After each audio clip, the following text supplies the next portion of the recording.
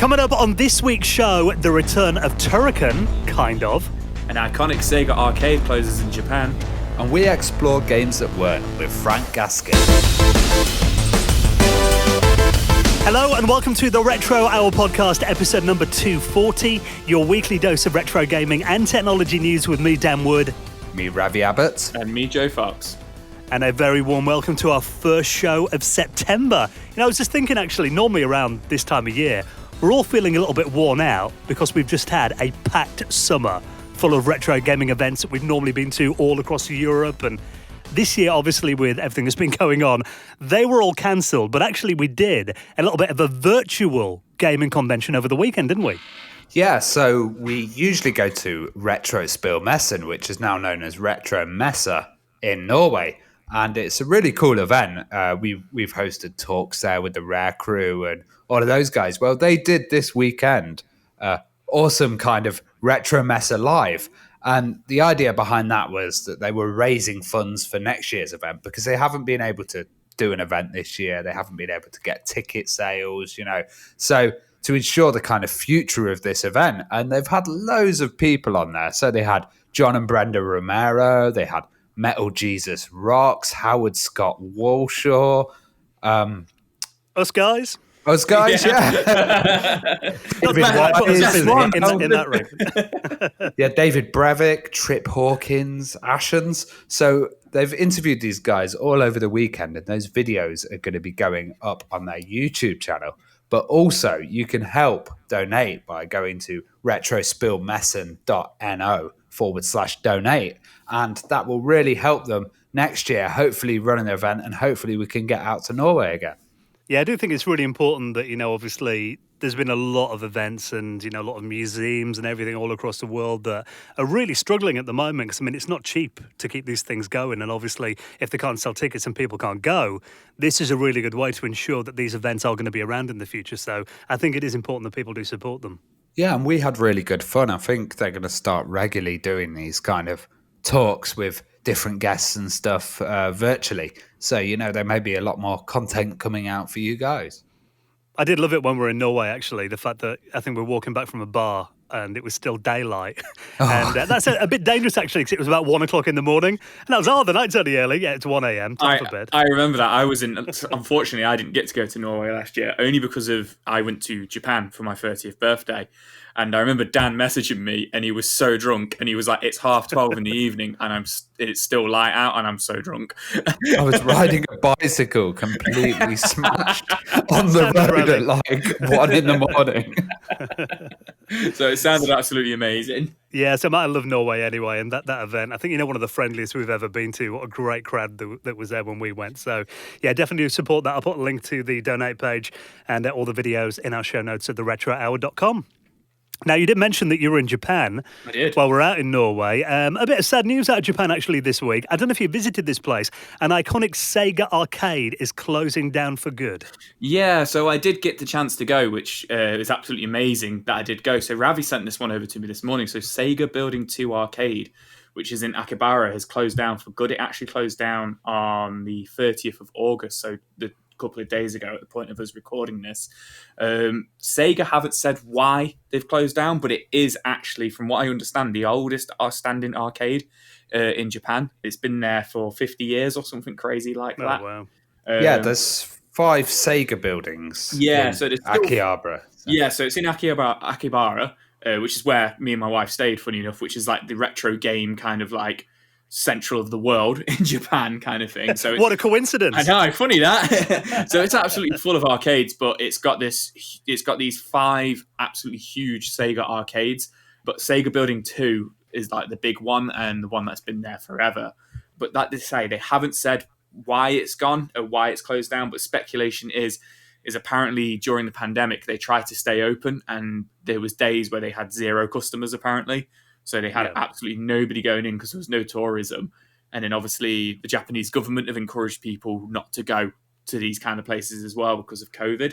So it's really sad to see that it's actually kind of affecting, you know, Akibara as well, which is kind of sad because of when I was there, it was kind of like, the only way I could describe it is kind of like Times Square in New York. It's really that busy and lit up. So you don't really think of these things. You kind of like live in your own bubble. And we've always thought like the arcade scene's been really strong, and it has been. But, like they're saying at the moment, the tourists have dropped to virtually zero during the pandemic. And also lots of people have kind of started moving on to mobile platforms for gaming rather than arcades. Yeah, it says in the article what Ravi sent over recently that mobile gaming has actually taken over as the number one source of gaming in Japan, whereas it was arcade still before, which is just incredible to think, because obviously if you, in the UK and America, it's console gaming all the way, but it was arcade gaming and now it's mobile gaming for them. So that's probably got a big hand in it as well. And there's this amazing photo of the Japanese staff all kind of outside bowing as people are taking photos and thanking the customers for their kind of time. It's a very Japanese image, that one is. Yeah, 100%. Like the fact that they all look so thankful as well. Like, they're all just there bowing and stuff. It's really sad to see, really. Yeah, and I imagine, like you said, if literally no one is visiting these venues at the moment, and looking at it, I mean, obviously you've been there, it looks like a pretty big place. Yeah. And I imagine, employing the staff there and keeping the lights on and just, the day-to-day cost of it must be pretty astronomical if they're not making any profit off it, even for a company, a worldwide company like Sega, who of course are not as big as they once were, but, still got a few quid in the bank, I imagine. But it does say here, I mean, like you said, then there is a few other arcades around there as well. I mean, from what you've told me, the arcade scene is still pretty strong in Japan? Yeah, so obviously Akihabara is like the central hub, but every kind of town we went to, we stayed in Tokyo, but Tokyo is like a country in itself. We were getting trains and subways all around the place, but everywhere you went, there was still arcades everywhere. But Akihabara, it was like Starbucks. Like, it was literally like there'd be a restaurant, then a Starbucks, then an arcade. Like, on every street, there was like a huge arcade. And like you say, they are big. They're not just like one floor. They're like 10 floors, and you'd get to a floor and it would just be like, this is the fighting game floor. And there'll be 30 Tekken cabinets. So obviously not in Sega. It was all Virtual Fighter. But so, yeah, the arcade scene is still really big there. It's just sad to see, obviously due to a bloody pandemic, that, some of them are closing down. Yeah, well, fingers crossed, it's not going to be too much longer until they can reopen and people can start going again. I mean, it's never really been a place that, it's kind of been front of mind for me to visit, but since I've heard your stories, I think, I'd really like it, to go and have a visit to Japan. I'm not sure whether my missus would want to stay in the retro gaming capital area, though. I might just have to, leave that detail out before we get there, maybe. Well, luckily, my wife, she actually researched it all for me, and she was the one who was just like, this is where we go, these are the flights we get, these are the trains you get, which is just absolutely amazing. That she was just like, because she's not a retro gamer at all, or even much of a gamer, but she was just like, yeah, let's just do it kind of thing. And we had an amazing time. But it might have something to do with the fact that I took her to Disney World for her 30th birthday. So there you go. Swings and roundabouts. Yeah. Something like that. Now let's talk about the return of a legendary gaming franchise. Turrican is apparently back on the PlayStation 4 and the Switch, although this has not been getting a great reaction from what I've seen. Yeah, it was weird because it was announced. I saw this Metro article where it was like, Turrican's coming back from the original developers, real kind of clickbaity hype train kind of stuff. And it turns out that they made an announcement, and the announcement was it was coming out for the Switch and the PlayStation 4. But it's a simple port. It's not like a remaster. It's not like anything done. It's just that coming out to new systems. But as well, they announced these collector's packs. Now, these collector's packs have been getting I'd say quite a bad reaction because the price is absolutely nuts on some of them. I was literally about to say, like, I looked at the price, so it's €200, and I thought, wow. Okay, what do you get in that? And then it was just like the first thing it says is you just get a port. It's not a remaster or anything like that. It's a port of, do you get the 3 original Amiga Turricans? And then you get like reprints. Yeah, and then you get like the SNES and Sega versions of it, the Mega Drive version. But and like, a load of crap as well. Like yeah, but then it's literally diorama just like, figurine. It's just like literally the fact that it's just like and a foil poster.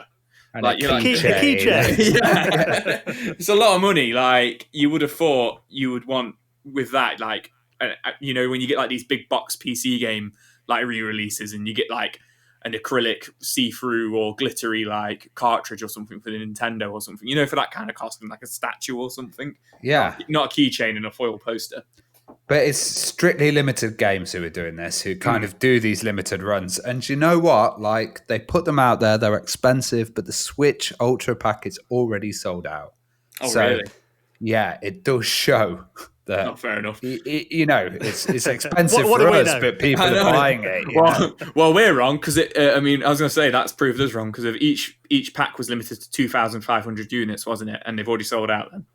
Yeah. That's crazy. And, okay, well, fair enough. Fair enough. And I've seen stuff like in the past with Chris Hulsbeck where he's released like the Turrican Remix album, and that's been £150. Limited edition albums are like that. And there seems to be a lot of money kind of in Turrican and the Turrican collecting. I kind of get it, but, it still doesn't seem to be one that could get that amount of value in my personal view, but they're selling, so I'm just going to say it. I've only played Turrican for the SNES and Mega Drive, and both times I've played it, I've been like, it's not as good as Contra. I'm just going to say it. I'm just going to say it. We're going to get letters now, Joe. See, I do love Turrican 2. It is one of my favourite shooters on the Amiga. I can always sit down and have a good blast with that. But I mean, looking at this pack as well, there's a making of documentary Blu-ray in here as well. Okay. Which I don't know if that was something that they released in the past, that it's just kind of put in this bundle, or whether it's something they made exclusively. So, making a documentary is not a cheap thing to do. But I do get what you guys are saying. Forking out £200 for a video game up front kind of does feel like a lot of money. Obviously it's sold out, so it's doing all right. But I think generally the way that most people would approach this, or most companies, is by doing a Kickstarter for this kind of thing, isn't it? It just seems a different way of doing it, asking, for the money straight up front, I guess. And it does just, if it was a new port that had like specific stuff for the Switch and it had like special stuff for the PS4, but it just seems like it's the original game kind of just shoved on those systems. Yeah, if you're going to pay £200, you could get an Amiga off eBay. Download it for that kind of money, even today. Now, it's something that actually, when I read this story, I was quite pleased about, because I messed up. We had a few sunny days, here in the UK. It does happen occasionally. We get 1 or 2 days a year. Yeah. And of course, what do all us retro geeks do? Retro Brighting Day. Let's go out in the garden. Let's make all of our yellow games consoles and computers white again. So I went out there with my Amiga 3000, which, was a wedding gift, actually, off you and our friend Marvin, which, amazing wedding present. And I put it out there. The computer came out really nice, but I made a bit of a mistake. Insofar as the keyboard, I put this cellophane over it with the B-Blonde solution, and it's kind of got this marbled effect. So it doesn't come out very nice, a keyboard. And obviously, if you look on eBay, I think for an Amiga 3000 keyboard, the cheapest I've seen was about £250 recently, just for the keyboard. Oh, gosh. So recently I've been thinking, wouldn't it just be easier to paint it? Because I've tried retro brighten it again, it hasn't made any difference. And actually now, someone has released Atari and Amiga coloured spray paints. Yeah, this is such a smart idea. So Retro Hacks, which is a company based in Poland, they've actually colour matched the spray paint. Now, I think this is good for people that have messed up retro brighting like you, but also people that have got you have damaged sections on the case. Yeah. And then you could kind of fill it with a bit of filler. Well, if you were doing a really extreme case repair, this would be absolutely fantastic for it. So the colours at the moment, they've got Amiga 500 beige, C64 beige, Atari ST and STE grey as well. And this is great because a lot of the jobs I've seen done with paints previously have just been ones from Halfords, or kind of people attempting to colour match themselves, and they've never really got the original kind of colours going. Now, the problem with these are, at the moment, because of shipping restrictions, they're only available in Poland. But I guess if you know someone in Poland, you could probably get them sent to them and then sent out. And I'm sure they'll kind of be very popular and get sent out to the wider world in the future.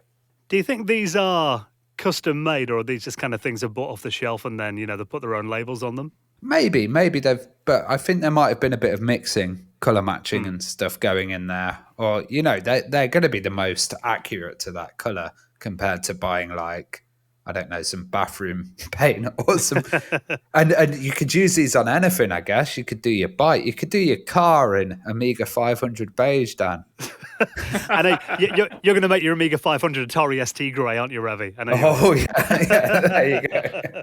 You know that it is. I've actually been looking at, forums and stuff to try and get the exact colour match because I've been thinking of doing something like this. And people often disagree about, what the correct colour is. And they give all these codes and you look and it doesn't look quite right. But often I think I kind of forget what the original colour of the systems is like. When you did your computer club that we went to last month in Nottingham, there's a guy there who had an Amiga 600 case, and I was like, I don't remember it being that brilliantly white. But he's like, he'd never retro brighted it, he'd never painted it. This was actually the original colour, but I think we get that used to seeing our consoles and computers like kind of yellowed or faded a bit, that when you see the original colour again, it almost shocks you a bit, I think. Yeah, totally. And I think, this is going to bring some life into stuff. I'm definitely going to get the C64 one because I left a joystick on my C64 and it melted a whole section of it. So I need to kind of fill that up and then give it a respray. Now, let's talk about these 8-Bit Do. We've talked about them on the podcast before. They make really good controllers. And now you can get an arcade stick that I've got to say looks very cool, but also massively overshadows the Nintendo Switch.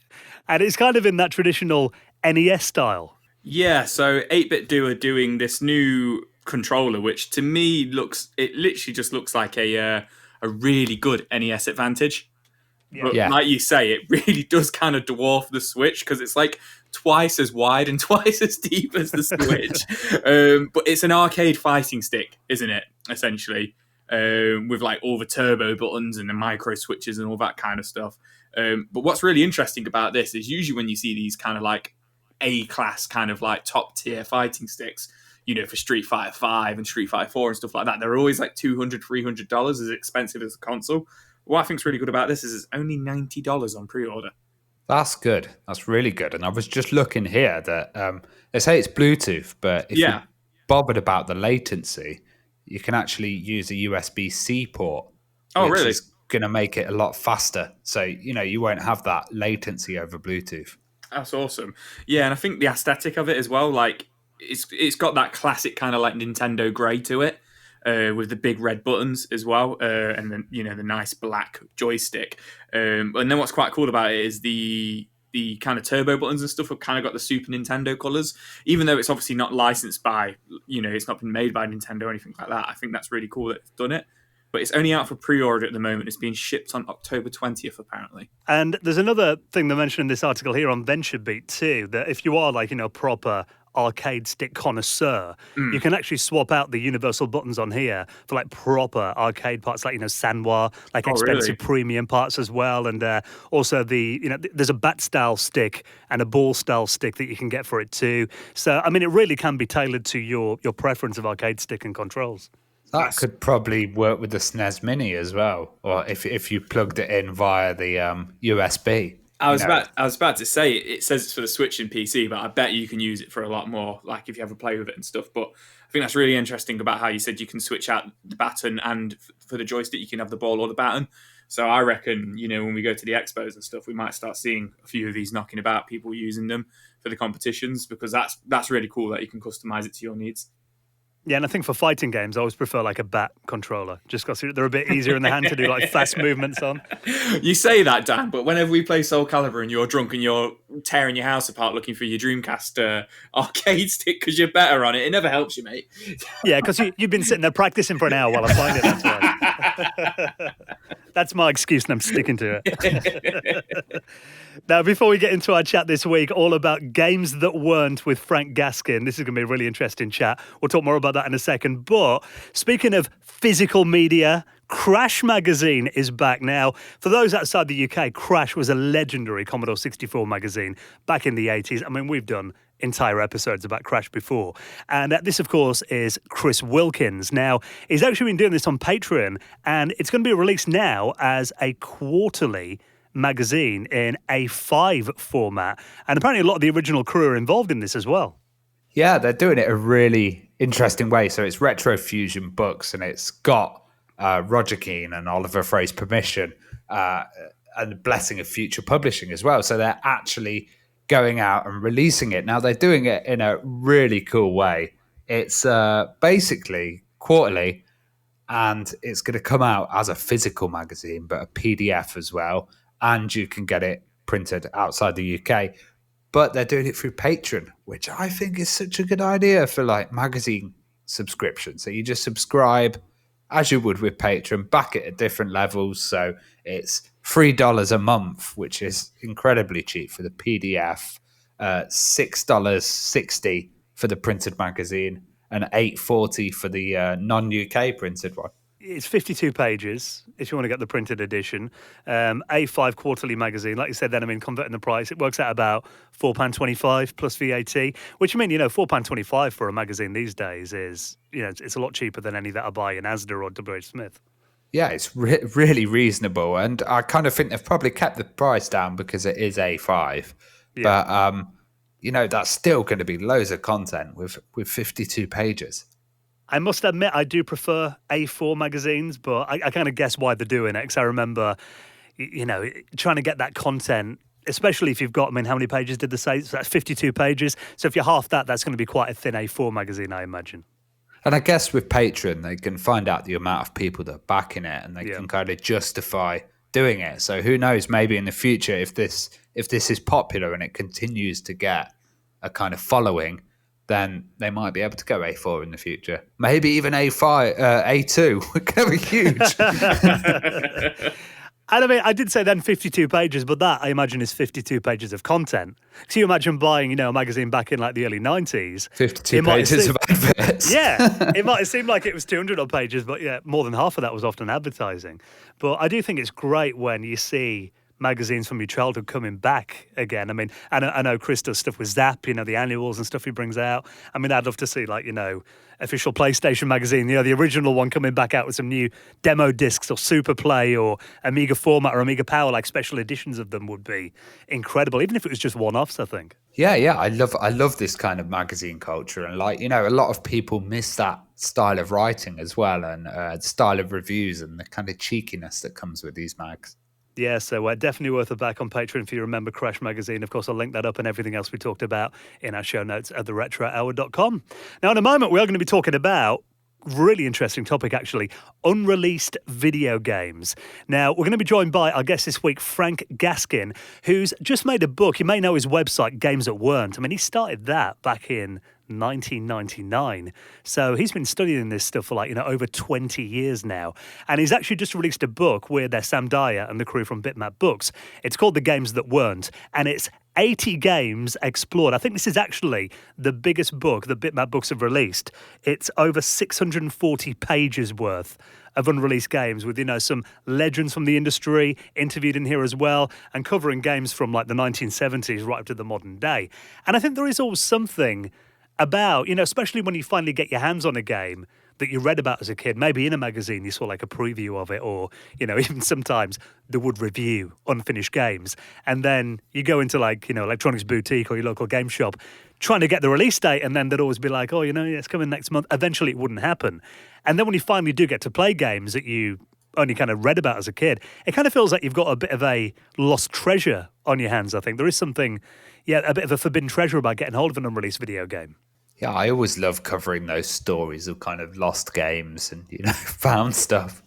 Yeah, and I think there's also something quite tragic about it as well, because you think, all these development teams who put the heart and soul into it, sometimes for years, and sometimes companies had millions of pounds spent on these, and then at the last minute the games got cancelled. So we're going to be exploring some of the most iconic games that weren't unreleased games with Frank Gaskin in a couple of minutes' time on the Retro Hour podcast. Before we do, let's just give a big thank you to our amazing supporters, people who've backed this podcast on Patreon and ensure that we've got a future, mean that we can keep bringing you a podcast out every single Friday. And of course, for backing us on Patreon, you will get a mention on a future episode in the Retro Hour Hall of Fame. Like this week, thank you to Hans Wolf, Gav Sillet, Alessandro, Phil Bork, and Chad Clark, who all made donations into our Patreon. And if you'd like to do the same, we'd massively appreciate the support. It really means a lot to us, and you can find that right now. The links are on our website at theretrohour.com.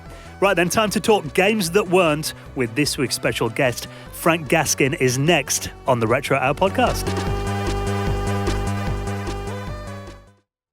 You're listening to the Retro Hour podcast, and it's time to welcome on this week's very special guest. Now today, We're going to be talking about a topic that I think is one of the most interesting subjects, and somewhat it's got a bit of a tragic side to it as well, and always makes me feel a bit jealous because, often these games look incredible and you haven't had a chance to play them. Today we're going to be talking about unreleased games, or if you like, games that weren't, with the man behind the legendary website and this amazing new book that's been released through Bitmap Books. Let's welcome to the show Frank Gaskin. Welcome to the Retro Hour. Hi, you're right. Thanks very much for having me. No problem at all. Now, we're going to get into a bit more about your amazing website that's, just an incredible resource, all about unreleased games, and this new book that you've just released with Bitmap Books in just a moment. But getting back to the roots of games that weren't, I was reading that you actually started this project and came up with the idea back in the mid-90s. So basically, when I was a kid, I used to read a magazine called Commodore Force that used to be Zap 64, and they had this particular article called That Was the Game That Wasn't. So it was just sort of covering games like the Great Guiana Sisters and Parasol Stars, various titles that never got released. And I was absolutely fascinated by it, especially the ones with the screenshots. And it just kind of grew from there, really. It kind of began being something that I wanted to kind of try and find some of those games myself. And it just kind of exploded from there, really, and sort of grew into this website over time. Everybody's kind of got a game that they wished came out on the system, or that they were kind of building up hope for and saw screenshots of, and it was never released. Were there any titles that really kind of you were excited about? The main one for me was probably Daffy Duck, which is one of the main games that we were searching for quite a number of years. And I remember it was reviewed in Zap 64, and it was a game by High Tech, who did quite a lot of the Hanna-Barbera games and Warner Brothers games. And this particular title was probably their highest scoring game that they did. And then I was looking in the shops for it, couldn't find it anywhere. And then suddenly, about a month or two later, they had a note saying that High Tech had gone under. So I remember being really gutted about that at the time. So I'd say that's probably the first one I really kind of was aware of. Why do you think it's important to document unreleased games? Well, I think it just seems such a shame that a lot of these developers have spent months, possibly even years, working on something so hard just for it to be kind of all chucked away for no reason. It seems a massive shame. There are some particular titles which they kind of crash and burn just because the company went bust. And there might be a really, really decent game sort of there to discover, one that might actually be very playable. So there's part of that, and also trying to share people's hard work. So it's kind of we get the opportunity to kind of celebrate it as well. Well, you set the website up in 1999. How much interest was there? Were there people contacting you with extra details and stories about these games? Yeah, it's quite surprising. When the website came about, it was mostly just sharing initial findings that I had found just from friends and contacts in the 64 scene. When we started putting stuff up on the web pages, we put titles like Deadlock and Armalite 2, just not actual downloads, but just information saying here's a game that was never released and we'd like to try and find it. And then the developers of those games just saw the pages and got in touch in that way. And the website suddenly opened up quite a lot of avenues. So we did get quite a few developers getting in touch from that point. And that would then lead for them getting in touch with other developers and sort of spreading the word. And it just kind of snowballed from that point on. And imagine getting on the internet must have opened up a lot of research avenues to find out about games that maybe you weren't aware of before. What kind of some of the games that actually inspired you to start this website then? Was it kind of a stage of you just seeing more and more of them all the time? It was mostly the games in the original article that inspired it. So at the start, the main thing was to try and track down those games, to actually try the ones where there was screenshots in particular, Great Guiana Sisters. The main thing was I just wanted to find them so I could actually see what they were like to play. There was that excitement of being able to play something that you're not meant to. So it kind of grew from there. So the website was a way of trying to showcase the things that I had found, but also to open up and try and look for other things that I'd also found on my travels. So other titles that were reviewed in the magazines at a time and which never surfaced, in the hope that for it being on the internet, more people would get to see it, and then people would hopefully get in touch maybe with a copy, or even the developers themselves get in touch as well. You may have known about a few titles, but did you find when you were looking for stuff that you were finding more and more games?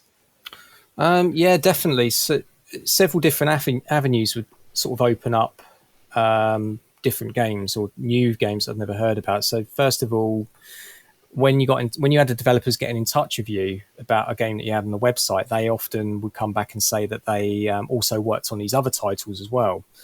So if they dug out their work discs, you wouldn't only just get the game you're advertising on the site, but you'd also get a bunch of other stuff as well. But additionally, when I started ramping up the website and doing more research, it was mostly going through old magazines, gaming magazines like Zap and everything. And just trawling through those was a massive eye-opener, because there's just absolutely tons of stuff from the likes of Zap 64, preview screenshots and stuff, showcasing games or even advertising games that just never got released in the end. So, yeah, it just kind of...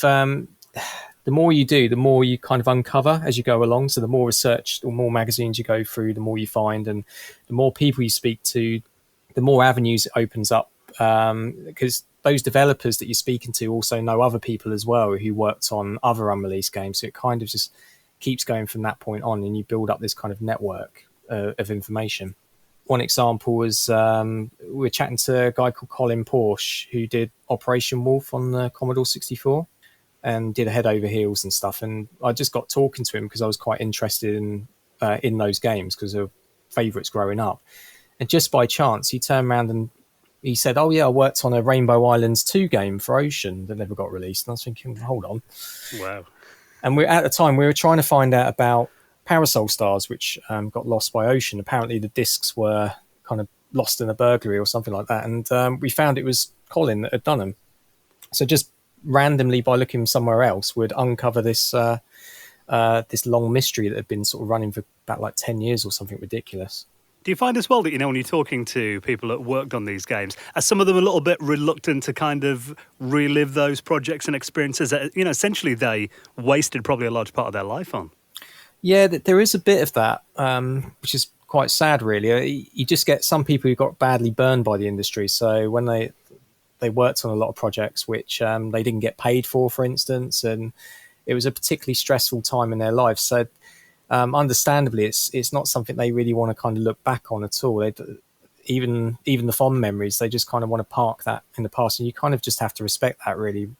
Sometimes I've known people in the industry who, given it some time, they've kind of mellowed a little bit and they've changed their mind later on. So, but if people don't want to talk about stuff, then you just have to let it go, really. One thing we find doing the show as well is often you'll talk to someone who worked on a project and maybe, obviously a game that didn't come out, and they'll be like, "Oh yeah, I've got a copy of that up in the attic or something," not realising what a big deal it is to, guys like us. Do you find that sometimes that they're like, "Really, you're interested in that?"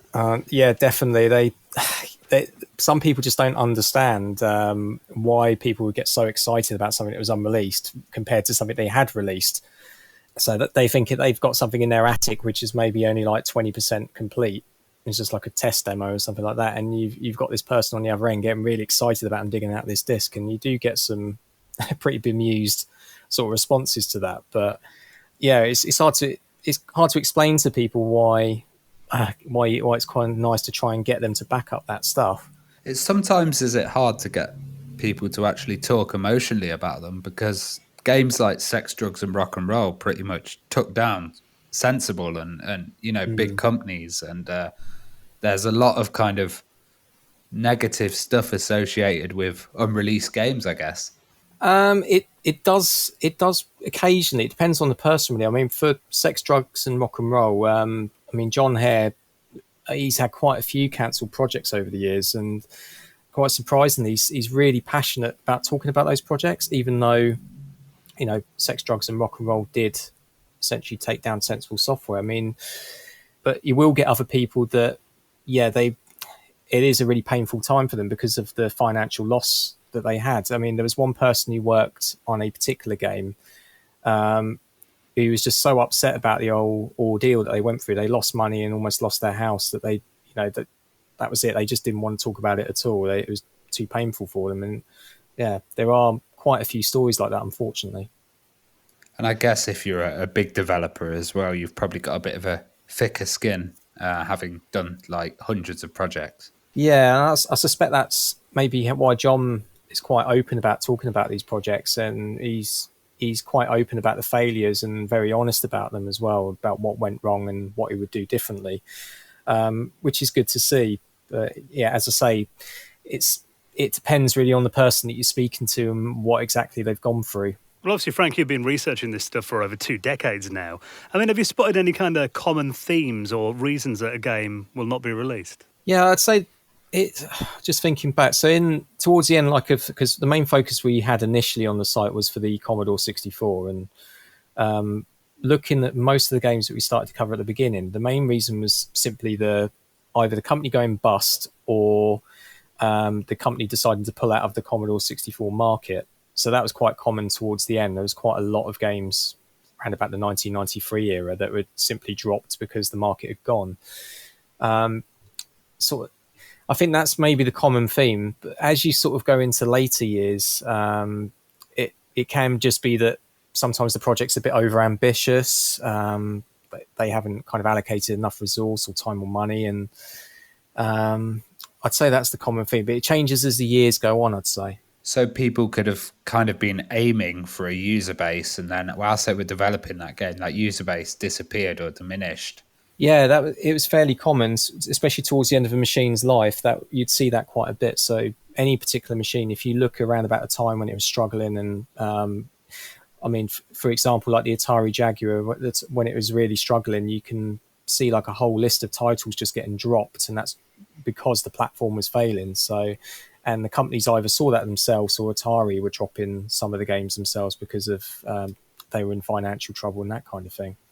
So have you helped any of these games become available to play by the community since starting the website? You know, maybe developers have actually got completed copies you've helped them get it out there? So yeah, especially on like the Commodore 64 side, there's been hundreds of games that we've sort of helped take developers' discs, we've preserved them, and then we've sort of tidied those games up and made them available. So some examples, the big ones, maybe Solar Jetman was a game where the developer sent us his final copy of the game. So we backed that up and we were able to release that onto the website. There was games such as Daffy Duck, where we recovered all of the source code for the entire game, and then we had to get someone to work on that and piece all that together. And there's quite a few cases like that on the website overall. People sometimes even just come to us and they've backed up their own discs and their own ROMs, and they've kind of supplied them to us to put on the website as well. So there's quite a good mixture overall. What's that feeling like, you know, that when you get hold of these files and you know that you're kind of the first person to play this game outside of the development team? It's really exciting, especially if it's particularly a game that you have an attachment to. So if it's one that you've seen growing up in the magazines and you had that anticipation building up to play it, then that makes it a heck of a lot more exciting compared to something that you never heard about before. I mean, that's still exciting, but if it's actually seeing a screenshot from a magazine come to life and you can actually move it around and hear the sounds for the first time, that is really exciting. Like, I remember when I first loaded up Solar Jetman, I knew that it had music by one of the Folin brothers. So seeing the game load up, the title screen appear, and then Jeff Folin's music playing was just put a massive smile on my face. It was really, really nice. And what makes it even more special is that the disc that we saved it from it may have been the last copy in existence as well. So that there's excitement, but a bit of nervous excitement as well, because you don't want to mess up backing that disc up or get it scratched or anything like that. You're trying to back it up so carefully, thinking it might be the last one or something as well. Yeah, I guess that's really scary with stuff like bit rot around. You're just wondering how long is it going to be until we can't save some of these games, you know? Yeah, well, I think it's a real problem. It's a real problem with things like bit rot. I get it on CDs even now, just like those CDs that are meant to be indestructible. You chuck coffee over and that, and they're all starting to sort of deteriorate. So, yeah, it's quite a real problem, really. Well, 20 years after creating the website, you've put the stories into a book. So tell us how this project started and how it was kind of turned into a book. So basically, when I was going through this, I don't know if it's a midlife crisis or the verge of one, I'm not sure. because I work in the web basically, so I do a lot of websites and small coding projects, and they're generally things that you do, they last for a couple of years and they get chucked away. And part of what I wanted to do is I wanted to do and work something on something a bit more permanent. So the idea came up to do a book. And in addition to that, the website was also coming up for the 20th anniversary of how long I've been working on it. So it just kind of came together, really. I was chatting to my friend Vinny Mainolfi, who does the Free 64 fanzine, and I was kind of saying to him about it, about what should I do, what could I do, and he suggested about writing a book on the subject, and it just made complete sense. So I think we started kicking that off around about 2013. And the book goes so in depth as well. I mean, looking through the pages you've got here, 644 pages, and, kind of going as far back as the 1970s. And I found that era particularly interesting in the book, the fact that you're talking about, games from the 70s. So there's like gambling machines you're talking about there as well. What are some of the earliest examples that you talk about in the book? Yeah, so the one you mentioned was blackjack. So that was that could have potentially have been the first ever proper blackjack gambling machine with a microprocessor, so that was particularly interesting. It might have put some people off at the start. I thought that's why I kind of joke at the beginning, not to ask for a refund as a legitimate reason why we're putting a gambling machine in as the first game. But some of the other ones, mostly Atari based, because Atari was one of the main sort of players at the time, and there was an interesting title called Oops, also by Cinematronics. That was kind of quite a funny one, really, because essentially you're controlling like a group of sperm on the screen. Yeah. You have to kind of fertilize an egg, and it's just such a bizarre story about this such a odd looking game. But what was interesting about that particular title was how it sort of evolved, and eventually it became the inspiration for what became Star Castle. So that was kind of a nice thing to kind of piece together and figure out as well. So yeah, there's quite a few in there, different examples, really. It's hard to kind of focus on the favourite. I say Oops was probably one of the favourite ones I enjoyed sort of covering back then. Well, I love the story of Cannonball, and that was an Atari game that was considered too violent, right? Yeah, that's right. Yeah, it's so originally it was going to be an arcade game, so the arcade's what we show in the book, and basically Owen Rubin did these sound effects where I think he just got some wet cloths or something and threw them at the floor to make this really realistic splat sound, and Atari took one look at it and just said, no, we're definitely not using that, and that was it. They they just dropped it after that, but they still went ahead and did the VCS version in slightly different form, obviously probably because you didn't have the realistic sprites or sound effects. So well, I mean, it's not just games that you cover in the book as well. You also cover unreleased hardware. And one story I thought was particularly interesting was the Atari Game Brain. Tell us a bit about this then. So the Atari Game Brain was it was being done around about the same time as the Atari 2600. So they had this machine where essentially they'd previously done Pong variants and a stunt cycle game, and the idea was to try and sort of compress everything into one piece of hardware that ran these different individual games. But the problem was that it was quite outdated at the time they did it. They were just about to release the 2600, which had individual games on individual cartridges, and then they just had this limited shelf life machine which only had about 7 games tops. So they kind of looked at it and looked at the VCS and just thought it didn't really make sense. So they just decided to scrap it. It was a bizarre decision, really, to even consider it. I think it was just at that time where it was overlapping with the VCS coming out. So yeah, it's unfortunate, but an interesting piece of history. A couple of them have actually sneaked out, and a few museums have them, which is quite nice to see, though. Well, one famous system that was cancelled was the Conics Multisystem that I remember, reading about as a kid and being really hyped for. And in the book, I mean, you've got some great pictures in there as well of Jeff Minter, who was working on games on the Conics as well. Pictures I'd never seen before. I mean, that's quite an interesting story. And how did you actually speak to Jeff quite a bit about that then when you were writing that section? Yeah, so he's quite a tough one to sort of tie down a bit as well. Because he's quite a busy man. So trying to get hold of him by email is difficult, but Jeff goes along to the Play Retro events quite a lot. Usually has a stand at them. So I just kind of collared him at one of those with a dictaphone and with a list of questions. And he's really, really, really helpful, and just kind of went in great detail about a lot of what happened back then and what the process was for him. So yeah, it was good to get his input on it. I think it's quite important for a lot of the write-ups to have the input of the people that worked on it.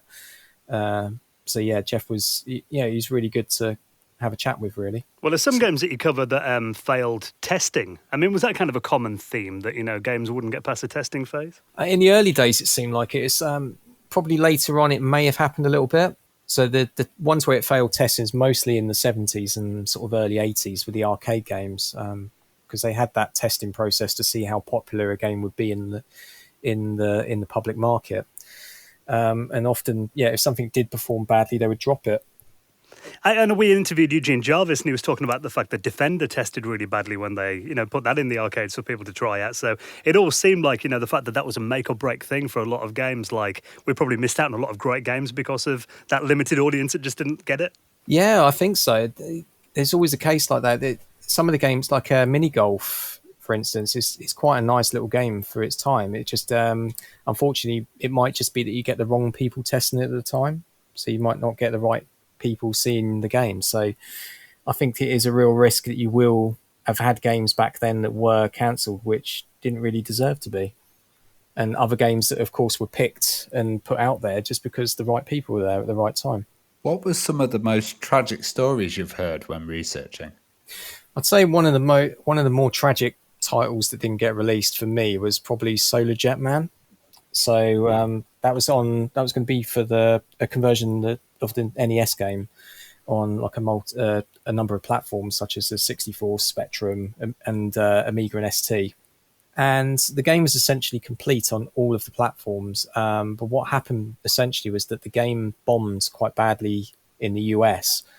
So there wasn't much. Suddenly, Storm, who were looking to sort of publish the game, sort of lost faith in it completely and decided not to release it. They thought it was going to bomb over here as well. And had they sort of kept faith and looked at the European figures, they would have seen that actually it was selling quite well over here. So they just completely scrapped an entire game for no real legitimate reason.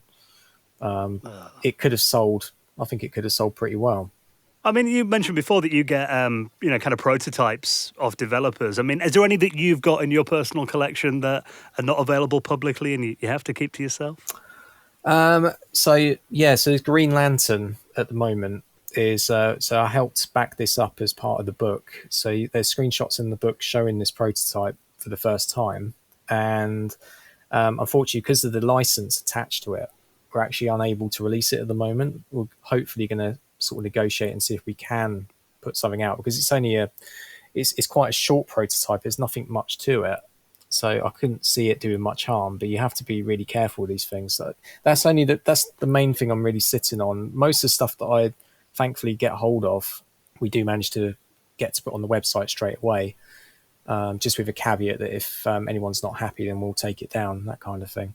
I guess often trying to find out who owns the rights to it can be difficult with all these companies, either having closed down or they've been acquired like numerous times over the last couple of decades. Yeah, definitely. It's a lot of the companies don't exist anymore, or they've been absorbed by numerous companies over the years. So sometimes most of the time, because the stuff we put up is so old and isn't really going to have any effect on anyone, we put everything up on the website just with a caveat to say that if they're not happy, then we'll take it down straight away and that kind of thing. But the thing is, if we don't preserve a lot of this stuff, then it's just going to disappear completely. As I kind of alluded to earlier, the media's rotting all the time, it's deteriorating all the time, and often I've had discs come through from developers, and a lot of those discs don't read anymore. You have to kind of do a lot of work to try and get something off them, and then they might not read ever again, and that's it. So if we don't do it, then this stuff's going to be lost. So, well, was there a company with a particular track record for not releasing games? Like Atari seems mentioned quite a lot early on in the book, and also there's quite a few Amiga titles as well.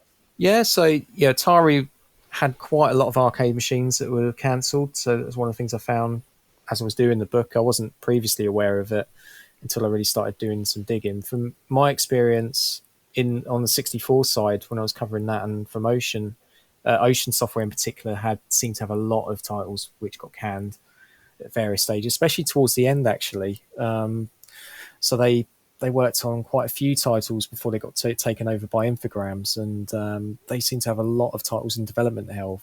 Things like Lobo, and various others as well. Even Green Lantern was in development hell for quite a while. So, yeah, System 3, I think, have had quite a few titles cancelled. They've had Last Ninja sort of dragging on for the modern day platforms numerous times. They've always made an announcement about a new Last Ninja, and then that never seems to turn up at all. That kind of dies a death as well. So It was interesting to see about Constructor as well, because that title came out later on the PC, but it really seemed like it was kind of fit for the earlier systems.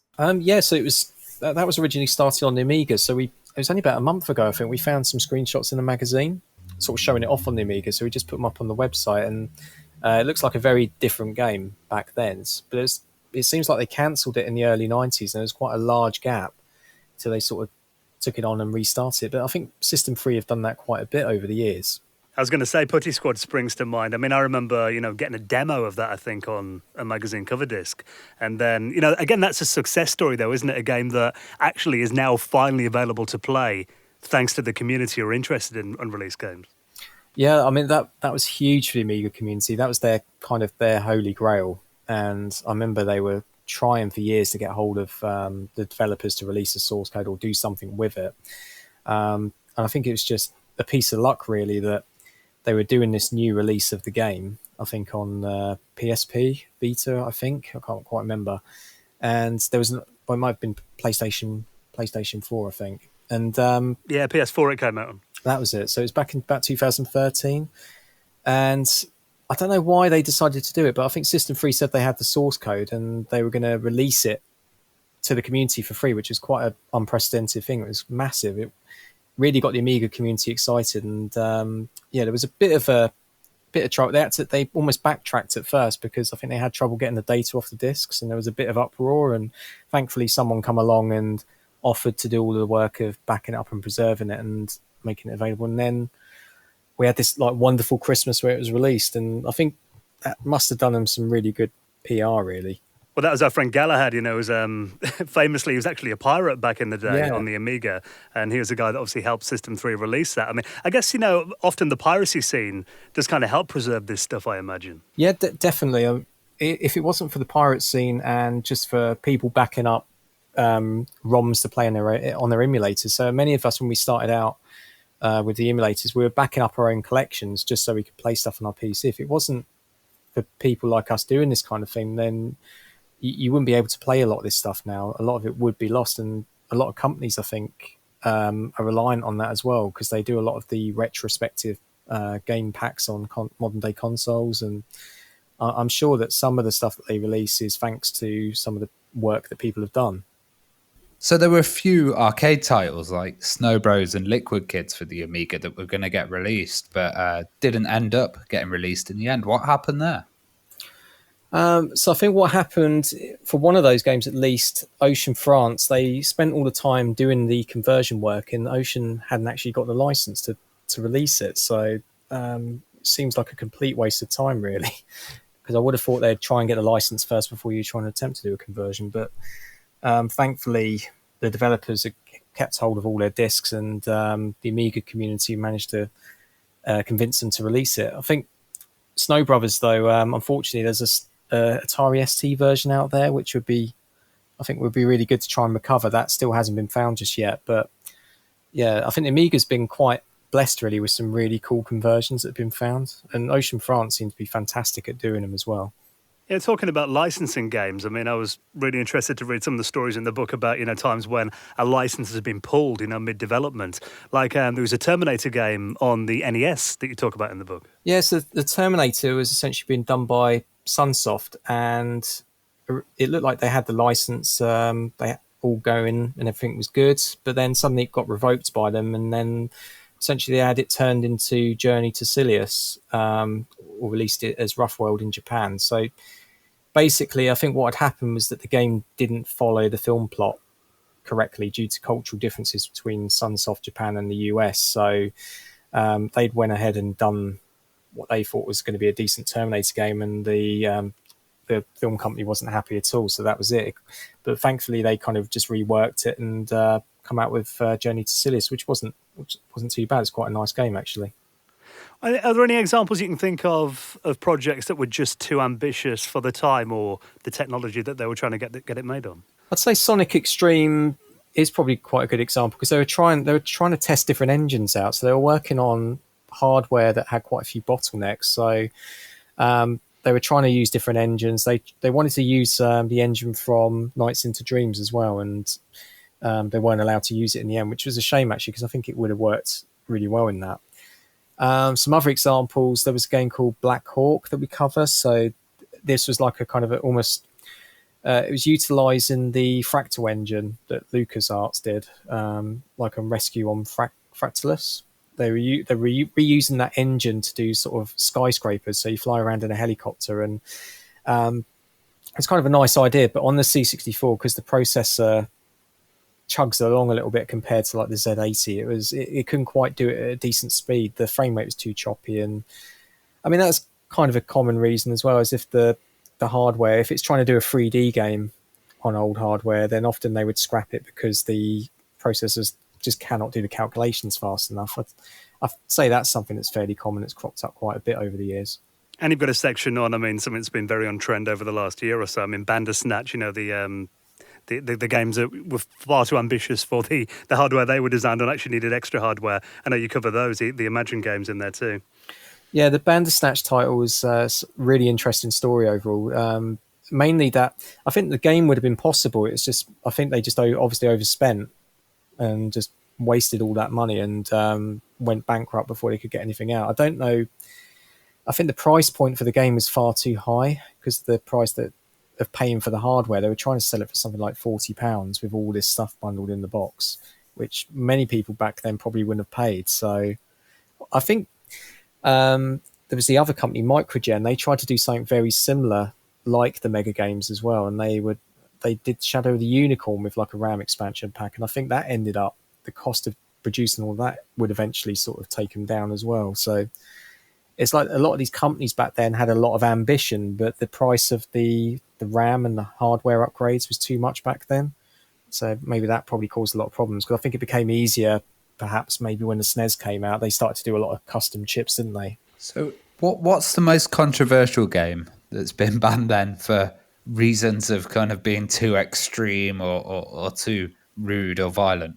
I'd say, well, Thrillkill in the book is probably one of the key examples of one that's been that got banned because of the violent content in that. So there was Sex, Drugs and Rock and Roll.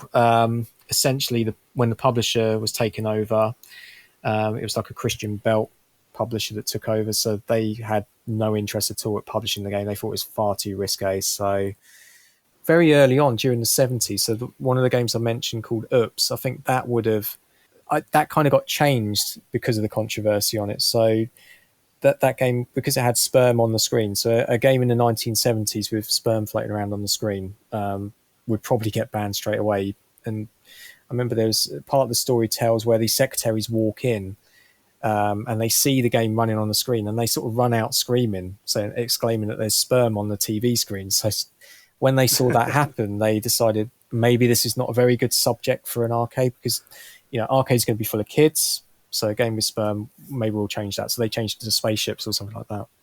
It's interesting when you talked about Thrillkill as well, because that was during the period that kind of gaming got a bit adult and a bit serious. And then other games later on, like Manhunt came out and then was kind of removed from the shelf. And if listeners don't know about Thrillkill, it was kind of a mad fighting game where you're playing all sorts of different characters in a dungeon, and it was very violent. Yeah, so I think it's just the people might produce stuff at the wrong time or be in the wrong place at the wrong time.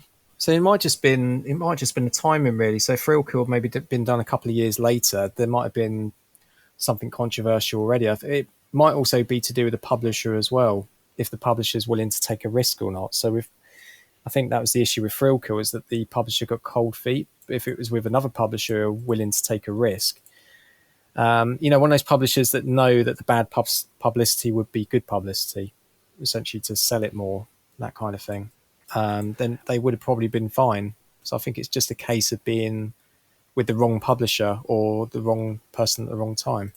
When have technical limitations of the actual media itself led to games being cancelled, like Frogger 2. So Frogger 2, the main issue with that was mainly it wasn't really the hardware as such. It was, well, I guess it is really. It's the cartridge cost really. So the price on, so when they did games on consoles, one of the big issues with, and which put a lot of publishers out of business or out of the market, was the fact they had to kind of contribute and pay up a certain amount of money up front to produce a certain amount of cartridges. And that was the case with Frogger 2, is that they had to contribute, they had to pay all of this money to get the cartridges done. It was just too much at the time, and I don't think they had much faith in the N64 at that point. So it made sense just to concentrate on the cheaper sort of PlayStation CD media. Well, there's one thing I wanted to ask about that I hadn't actually heard about before, was another Mario game that was meant to be released on the Philips CDI. I mean, we all know about Hotel Mario and the Zelda games that came out, but there's meant to be another one, Wacky World, and they've got a section in the book about that as well. I hadn't heard about this before, but that never saw the light of day. No, it's quite an interesting title as well, because it looks very similar to Super Mario World on the SNES, same sort of style, and it's just literally down to the deal that Philips did with Nintendo to release a bunch of their games. So the CDI, I think he had like a Zelda game that was released on there, and I'm sure there's another one as well. I can't quite remember. But yeah, unfortunately, they didn't get to do too much.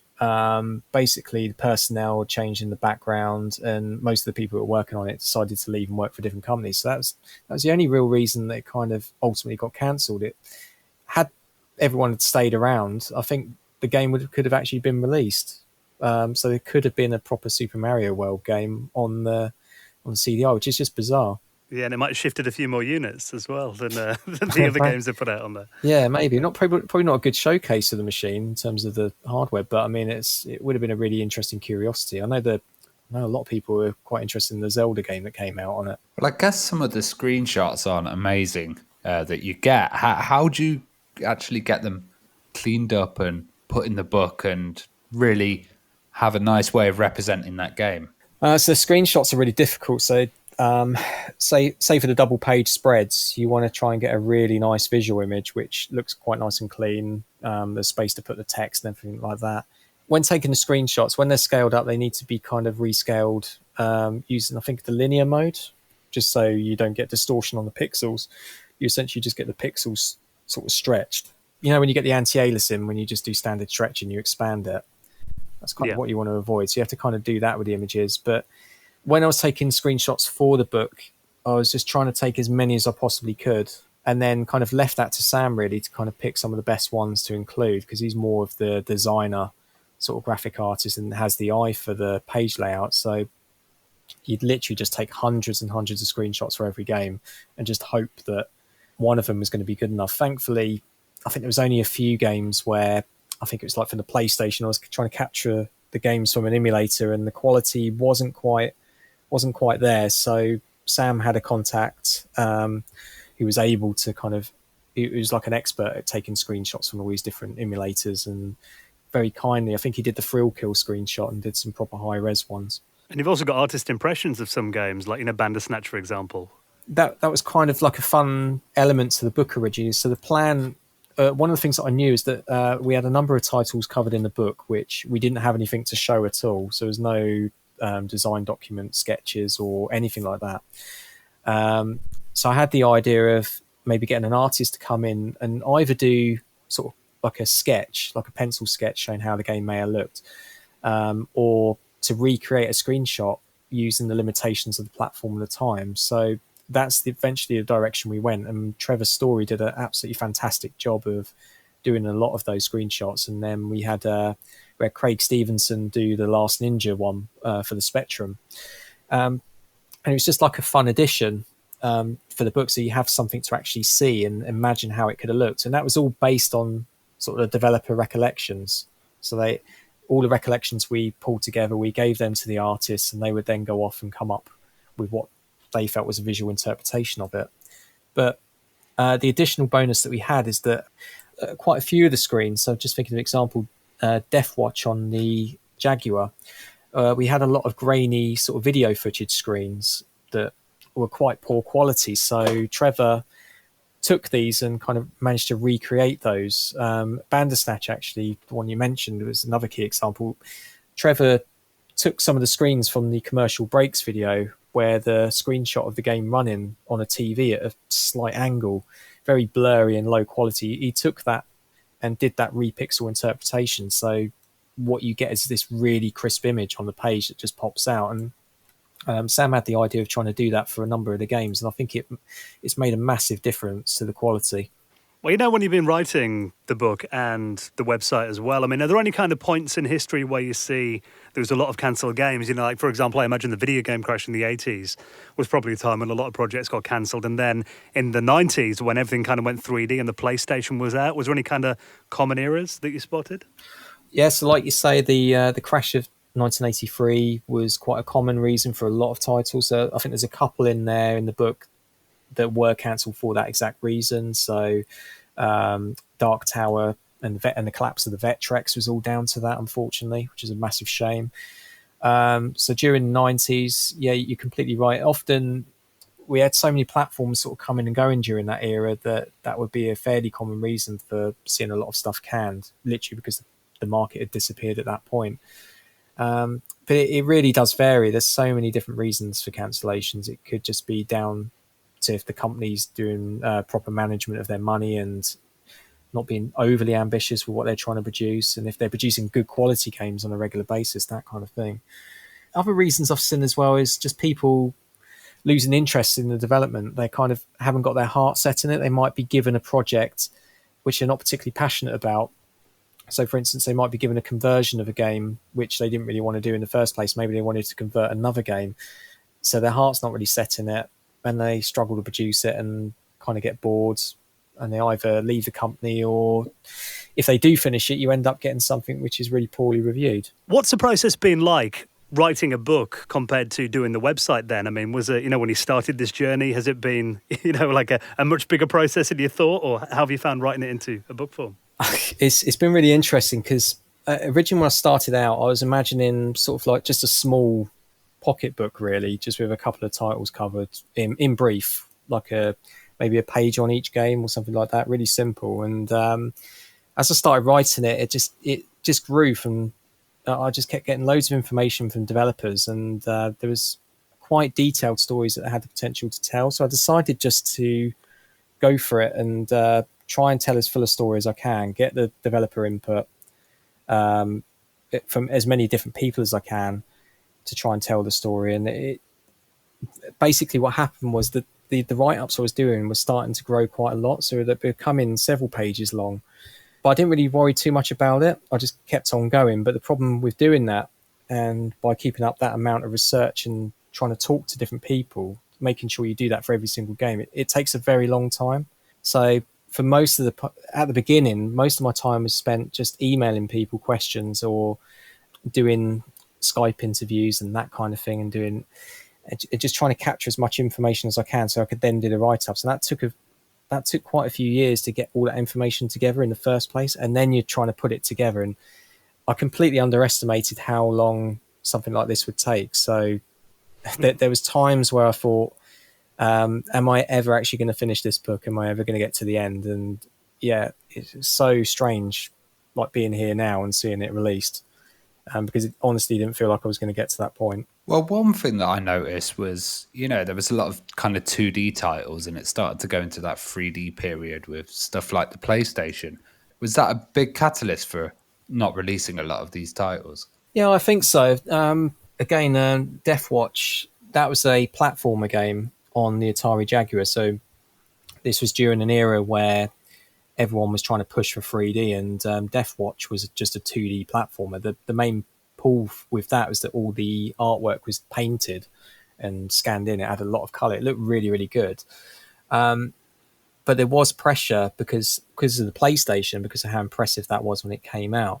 Any 2D games that were in development, there was some pressure from developers for certain projects to say, can we turn this into 3D? And I remember someone who worked on Death Watch saying to me that Atari essentially turned around to him and said, right, we want Death Watch as a 3D game. And he just turned around and said, well, I'm sorry, but there's no magic 3D button that I can press to turn it into it. So it's going to be 2D, or that's it. So yeah, I think it did happen quite a bit, and certainly I've seen it during my sort of time setting the book up. And it's a shame, really, because 2D games, I think, was still perfectly valid at that point, and a lot of games probably got cancelled for that reason, which is a massive shame. You know, because I think that era when the PlayStation came along, and obviously you went from floppy disks and cartridges to suddenly CD-ROMs that held like 600 to 700 megabytes, and everything had to be, texture map 3D. And we've had people on the show like, Mike Montgomery from Bitmap Brothers and John Hare, who you mentioned before, who said, with their small studios, who were used to having maybe 2 or 3 people working on an Amiga or a Mega Drive game, suddenly needed a massive team of people, and they just didn't have the resources to do it. Yeah, it must have been a massive culture shock. It just did seem to change suddenly. There was that pressure to fill an entire CD. Just because they had the CD, they felt they had to fill it. Some companies, they just literally did a basic standard game and just put video, essentially, just to fill it, and audio to fill it up at the beginning, because they didn't know exactly what to do with it. But there was that transition phase, I think, when games were becoming bigger and the technology was becoming bigger, certainly with 3D stuff and more open world based games coming out. I think it just completely exploded at one point. I think that's why a lot of people actually got out of the industry as well, because it became less of a more... they kind of lost their individuality on a game. They just felt like a small part in a very big set of cogs, really, within a machine. And, one of the stories I think I found over time is that a lot of people got out of the industry for that reason, because they lost that ability to make their own stuff and have their personal input into it. Well, Frank, you've been covering this stuff for, more than 2 decades, and your passion for it, really comes through, and it's incredible that you've now made this into this really comprehensive book. And like everything Bitmap Books put out, it's beautifully made. I'm sure everyone's going to just love having this product, and it's a real ode to unreleased games as well. I mean, speaking personally, are there any kind of holy grails for you? Any games that you've kind of been after for maybe a couple of decades now, and you really want to, it's out there somewhere, but you still haven't managed to track it down yet? I think people are going to get sick and tired of me going on about this game, but on the website you can read about this title called Murder by US Gold. Right. A Commodore 64 game. It was basically a Cluedo-based title. It was released on the Amiga and the ST and PC, I think, as well. And it was reviewed by Zap64 and various magazines on the 64, and just never turned up. It completely disappeared. The game was reviewed, but they didn't release it. And we don't fully know why. Trying to get an answer about why the game was never released is like blood out of a stone, really. Or, well, not really blood out of a stone. It's more that people just don't remember. I think a lot of production at US Gold was kind of like a bit of a sausage factory as such. Games come in and out, and there wasn't really much attachment to games compared to maybe like a company like Ocean. So when you question people who were production managers back then, they sort of remember the title, but they didn't know why it was cancelled, for instance. But that I'd say is our main big one that's remaining. Originally it was Daffy Duck, but we did manage to find that, thankfully. But Murder's like the last big one that I'm quite desperate to find. But I don't know. We've been looking for it for so long. We've tried so many different avenues that it is getting to a stage now where there's not many more avenues I can really check. It's kind of hoping that someone just randomly stumbles across the disc and says, here it is, and then away I go. But so if anyone's got a copy in their attic, get in touch with Frank. Yes, please. My hair might grow back, maybe. Well, the games that weren't available on Bitmap Books now, I mean, you cover, such a big era. I mean, pretty much, from the inception of video games, 1975 to 2015, over 80 games in there as well. You've talked to legends in the industry, David Crane, Jeff Minter, Matthew Smith, Eugene Jarvis, and many more as well. And you and Sam have very generously given us a signed copy that we can give away on this week's show as well. So we'll put a link to that. And if you want to buy the book as well. So, I mean, I mentioned before we started recording tonight that pretty much all of my Facebook timeline over the last, over the bank holiday weekend was just my friends raving about what an interesting book it is. So everyone needs to check it out. I'll put a link in our show notes. Frank, thank you so much for coming on. It's been a pleasure talking to you. Okay, thank you very much, guys. Thank you.